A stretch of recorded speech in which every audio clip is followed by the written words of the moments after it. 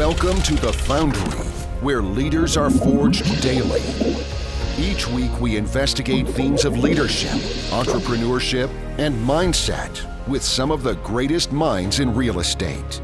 And now, the data scientist of real estate, George Roberts.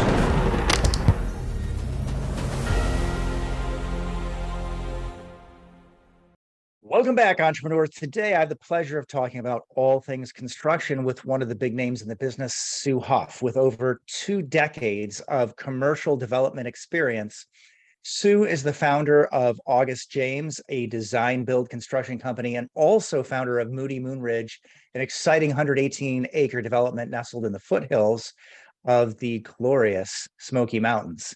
And now, without further ado, welcome to the show, Sue. Thank you so much, George, for having me on today. I'm so excited. How are you doing today? I'm doing awesome. And I'm always doing awesome when I get to speak to great entrepreneurs because it is such an amazing tribe. I speak to people that are so motivated and get to hear about the amazing things they're doing. So doing really well today. Thanks for asking. And I guess I'd like to start out with the dream of founding a construction company, because for most people, it is a dream. And I think a lot of real estate investors think, well, hey, I own existing real estate, and why don't I found a construction company as a natural next step? But running a successful construction company is much harder than I think that most real estate investors expect it to be. So for those would-be developers of tomorrow, what would you say are the most important things that you have to master in being successful in what I would call the pinnacle of real estate? Thank you so much, George, for asking that, because for quite some time, it's what I have been preaching to any real estate investor that would listen. And it's the one area that lacks representation in the large educational platforms for real estate investors. And it is probably, after the purchase price of the property, what it's going to cost realistically to get it to the point the investor wants it to be at, is the most important thing. It's not something that's not entirely negotiable. I've heard so many investors, oh, I had a GC give me a price of, we'll just make a number up, 155,000, but I can do it for 75. Okay, but what makes you think you could do it for less than the materials? So it's really a very interesting area, because so many people believe that they can do the project for less than a qualified GC. Now, I don't want to take anything away from individuals that, are really savvy when it comes to construction. And there are some unscrupulous contractors out there. There's no question about it. But working with numbers is probably the most important thing you're going to need to do to be successful in a heavy construction project.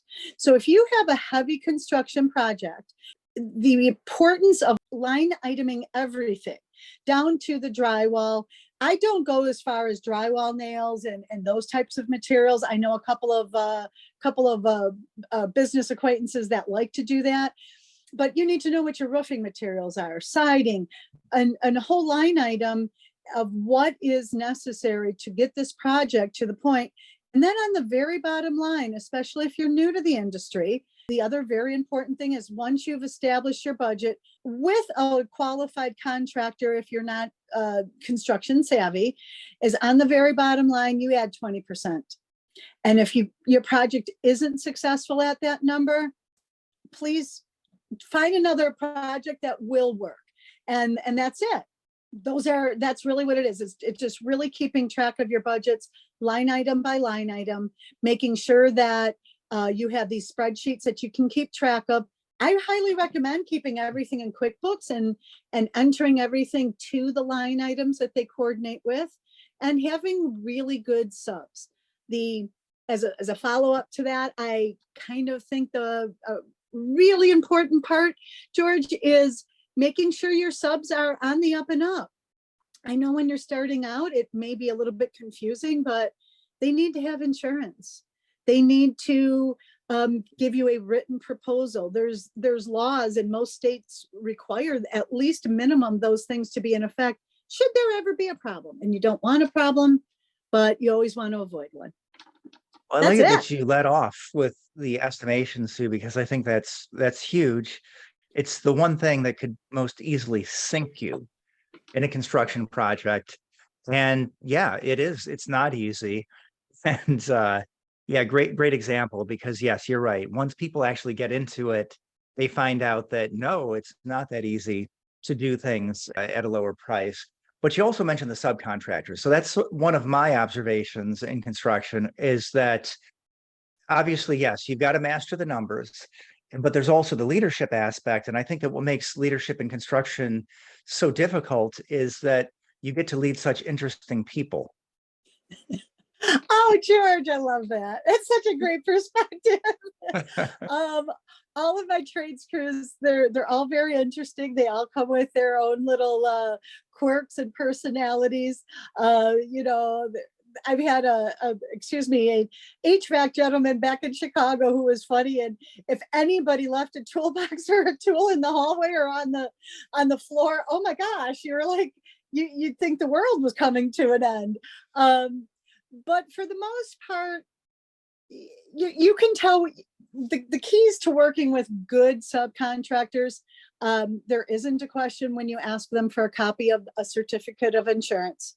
There isn't a question that they send you something in writing. It doesn't have to be a formal invoice. Not everybody's really big on that. I'm working in Tennessee now in Moody Moon Ridge, and it's a little bit different here. Things are a little bit more laid back. In the Chicago area, I would get formal proposals all day long. And here that's kind of a rarity, but I do require that they send me something, even a quick email. You know, give me the address, tell me what you're doing in 2 or 3 sentences and how much it's, and the price of it. At least that way we have something to work with. When you're first starting out, it's never a good idea to do work with subs on a handshake. It's a bad idea. I mean, you guys can figure it out. There's just no recourse. I mean, there's nothing. I just hope you're all watching this on YouTube, because yeah, the facial expressions are just like worth $1 million here. Yeah. Oh, my eye roll? The eye roll? I think we'll catch the sarcasm in your voice though, but yes, absolutely. Well, here's another thing that I know that you're very skilled at, and that's taking a project management approach. I know there are a lot of moving parts in construction, and you tend to be very close to your construction projects. So tell us how that's really made an impact in your business. Well, I mean, right now I am really, really close to my project. I am actually living on the land where we're developing Moody Moon Ridge, probably through the end of this year, because as most people will know, we have a startup project, and I really need to make sure we're off on the right foot in every aspect, and make sure I'm a little bit nitpicky. So, and my subs are getting used to me as well. A couple of them have already, said, oh, it's not something I'm interested in, and that's okay. We can part ways, friends. But I do get very close. You have to, I'm at my job site on this one every day. I do take one day where I'm just working on paperwork, but it really is important to, especially, well, anytime. I think, and this is true of any business, it's not just working with subcontractors. I mean, these folks here they may not be employees to me, but they're as close as it can come in the construction industry. And it's really important to get to know them, know what's going on in their lives, and be a part of it, and, say, hey, how's your wife feeling? I know she had surgery last week, or, kids are going back to school, and just talk with the folks that are working and putting in a really hard day's work. And I have to say, if it wasn't for the great men and a couple of women that work for me, I would never have a product to sell. I can't do the work myself. So my hat's off to everybody out there that is just, doing the grind every day in these really hot weather, and Smoky Mountains, has some challenges. So it's really unique. Well, I love that personal approach. I think that's very valuable in business. And here's someone else who really took a personal approach. Michael Jordan was very famous for knowing all the officials. So some people credit the fact that he was a legend, that he got less calls against him, but could also be the fact that just getting out there and remembering the kids' names and things like that. People love that. And I think it's not done enough. I think it's very important in business. I think it's really important. We're here working together. And it is my goal to make sure that, you know, if there's a problem, they need to let me know, and I need to let them know in a very professional manner, and, you know, hopefully have a good laugh about it, especially on Fridays, or, you know, and maybe see each other, you know, socially if we choose. I think it's important. People, without people, I mean, come on, we'd be living in a cave. I wouldn't have a job. Love it. Well, hey, you know, as we know, we have a huge housing undersupply at this time. I know, shocker, right? So, so many builders are washed out by the GFC. As I understand, you've been in the development business for over 20 years. So I'd love to hear more about that, about surviving through various economic cycles. Well, I don't know what it says about my intelligence, because I am still here after 2007, COVID. I just think I'm too stubborn to quit. I don't know. Because there's no logical reason for it. Most people bail. They're like, I'm going with something a little bit easier. Yeah. I think 2007 was really hard. I did take quite a few hits. You know, it was, and most builders did, especially in Northern Illinois. Many people may not know, Northern Illinois took almost 10 years to recover. It was the slowest area in the United States to come back. As a matter of fact, I still believe about 50% of the homes are still worth less than they were in 2005. So it's been a hard hit area, but being from Chicago, we're known to have a lot of tenacity, a lot of stubbornness, and a lot of just, okay, this is what I know, and I guess I'm going forward with it. So back in 2017, I was building some spec homes, and things did not perform as I had expected. So took a couple of hits there, but more importantly, learned a lot of lessons on budgeting. And I guess it gave me the greatest perspective is to look at a project, what could go wrong, and really make a list and carefully consider all of the things that could go wrong, and how strong is the project to make it through all of those pitfalls. And that, I think, is really important. Where we're at Moody Moon Ridge here, I did take that approach. So all of the analysis that I completed was done pre-COVID. So the project is still successful pre-COVID. I didn't take into account the COVID bubble that we were in. I made sure that, okay, do we have more than one exit strategy? Because we live in volatile times. You're going to need more than one exit strategy. So come up with more than one. You know, if it's going to be a fix and flip or a large multifamily development, do you need to come up with a rental strategy? Do you need to come up with a longer term strategy if your original sales strategy doesn't work? Those are the things that I really think are important when you're looking at a larger project, is come up with more than one exit strategy. Great. I love it. Love those contingencies too, because obviously we need new builders is what I'm driving at. And it would be great if this show could be part of educating that next generation of developers. So, so here to sort of continue on that point. So yeah, we are in a housing crisis. We have been since the GFC, we haven't been building. And it appears that we're about to go into another recession without having dealt with a huge backlog, right? I mean, we all know that when the recession comes, the housing starts decline, and we still haven't gotten reliably above 1.5 million. So now we've got all kinds of new problems, right? We don't have the skilled workers. We've got interest rates up, whole lot of uncertainty, commodity prices, etc. So tell us what you're doing about in your more recent projects to help deal with that uncertainty. One of the biggest component that I calculated on the financial analysis and feasibility of this project is the percentage that we have in profit can take a 25% hit and we would still be profitable. It wouldn't be a big profit. We wouldn't make as much money, you know, because I have investors with me. We wouldn't make as much money as we would all want, but we would still have our head above water. And that's a pretty comfortable market to be, pretty comfortable market. Also not getting heavily into debt. I learned, very low debt. Well, we've taken out enough debt to bought the land cash, taking on enough debt to do the first couple of model homes, some infrastructure, and a couple of other amenities. And then we're going to sell from there. We're in volatile times.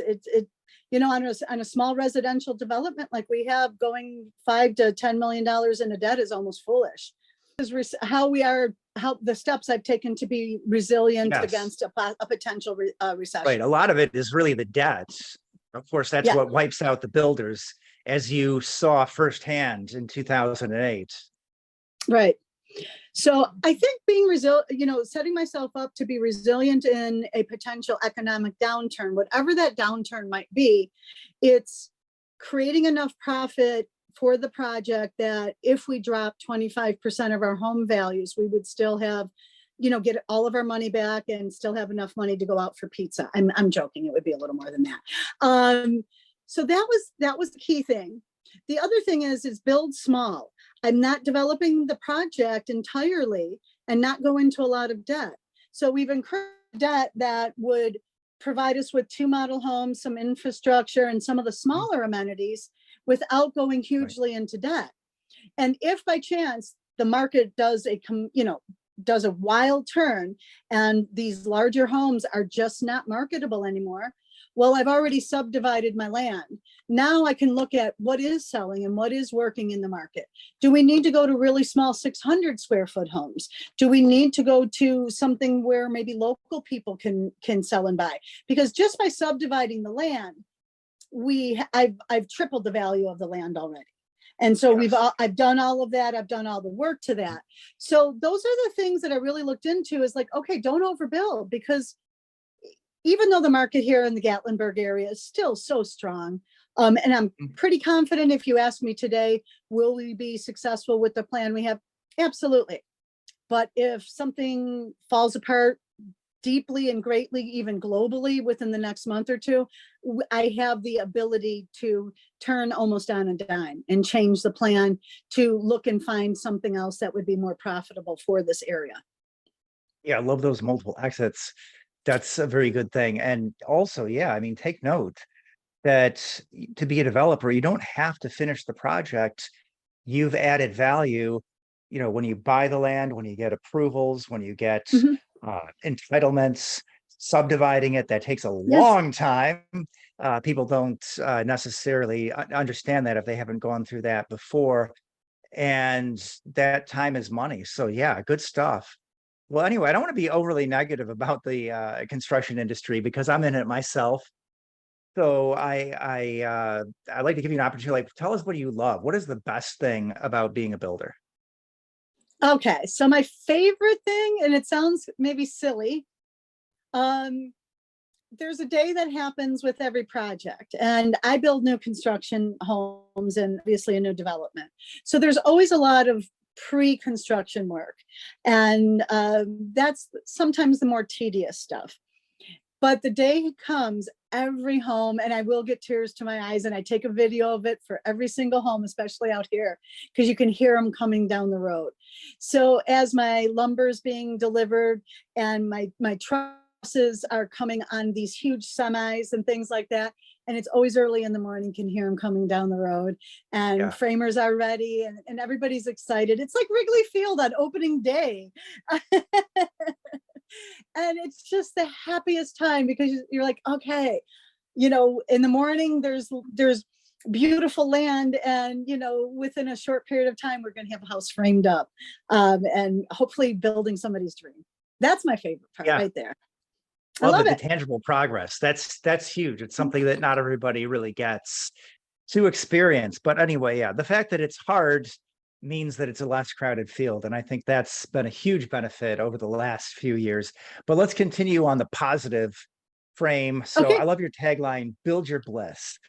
So I see there's no reason that the rough and tumble of business can't be fun.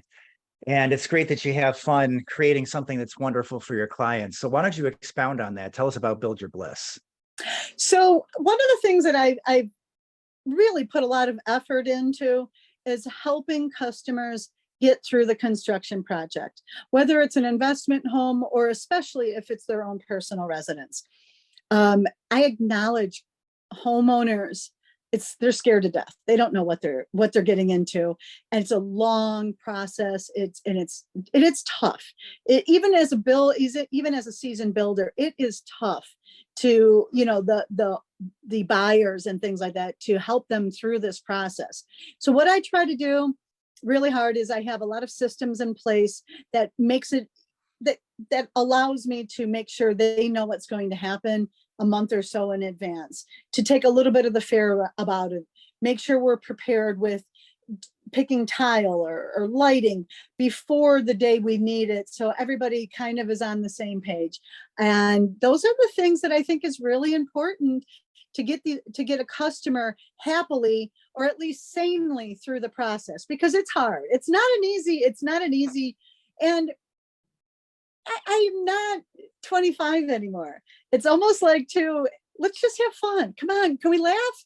Okay, like something happened on a job site that was actually, some people would be like, and the customer was right there when it happened. We had a semi truck coming in with trusses, and we had some terrible rains a couple of days before, and it was coming in on a newly done driveway. Well, I don't know how it happened. It happened, and the tires caught, and the next thing you know, the truck just starts sliding down. Everybody cleared way out of it, and the homeowner looks to me, and I said, "No, there's a heck of a landing." And he just started laughing. I said, "Come on, that's one for the books." And he was videoing, and I said, "See, there you go. It's good. It's all good. There's nobody hurt today, so it's good." And just kind of laugh and maybe try and have a little bit of fun with it. Yeah, awesome. Well, hey, here's another question from your vast experience. So I know unlike most people, you've actually done rehabs as well as ground up construction. And I think for most people, it's just surprising just how different those two businesses are. I know most builders find it difficult to be successful in both. So what did you learn from having your foot on both sides of the aisle?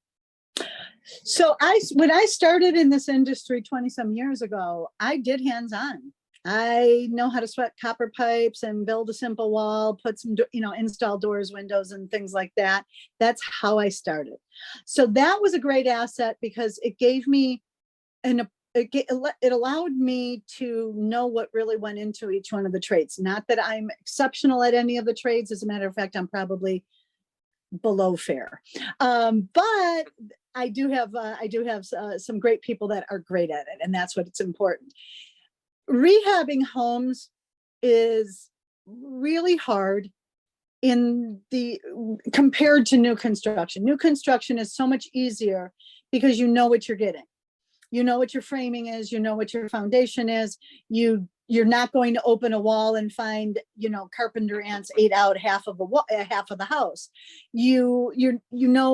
So there's no, other than a drastic change in pricing of materials, your budget's your budget. It's easy to follow.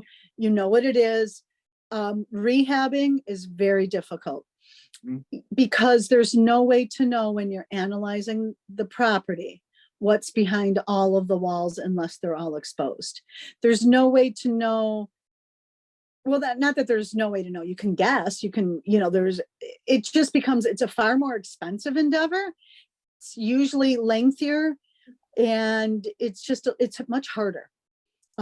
It's harder. I prefer new construction. I think most builders do. I mean, get lazy at a certain point. Sure. I mean, it's sexy. I mean, you get to make something. You have the bare land, and then that's the thin edge of the wedge. Without all of you, there's nothing for us to buy and sell and renovate. Yeah. Right. But I mean, renovating is great. I've had the luxury of renovating like 120-year-old buildings. Now that is a labor of love. So that's a little bit different, but I love those because the workmanship is unbelievable compared to the work we do today. I know it's sad. Yes, we have such a disposable society. Some of that old stuff is just gorgeous. Yes. But let's take a little pivot here.